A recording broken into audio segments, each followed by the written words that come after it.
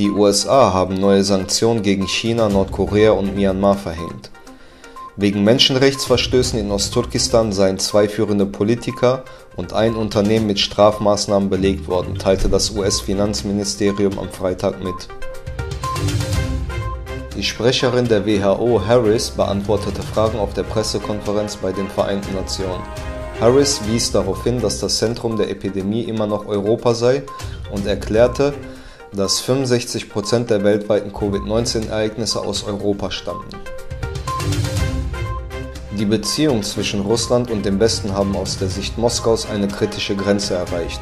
In diesem Zusammenhang tue dringend ein Dialog zwischen den beiden Seiten Not, erklärte das russische Außenamt am Freitag. Die USA sind die weltgrößte Volkswirtschaft und hinter China der zweitgrößte Verursacher von CO2-Emissionen.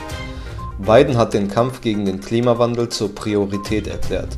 Die USA wollen bis 2035 Strom ohne CO2-Emissionen erzeugen und spätestens 2050 ihre CO2-Emissionen auf Netto Null drücken. Zudem soll der Ausstoß klimaschädlicher Treibhausgase im Vergleich zu 2005 bis 2030 halbiert werden. Der frühere Präsident Trump wetterte in einer neuen Interviewserie gegen seinen ehemaligen engen Verbündeten Netanyahu und sagte, er fühle sich von dem Aufruf des damaligen Premierministers an Joe Biden, der ihm zum Gewinn der Präsidentschaft gratulierte, verraten.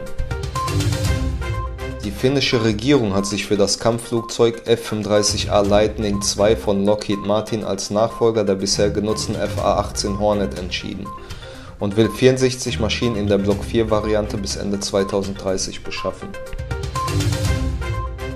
Das Menschenrechtsbüro der Vereinten Nationen schließt seine Einschätzung der Lage in Ostturkestan ab, in der Uiguren unrechtmäßig inhaftiert, misshandelt und zur Arbeit gezwungen worden sein sollen, sagte ein Sprecher am Freitag.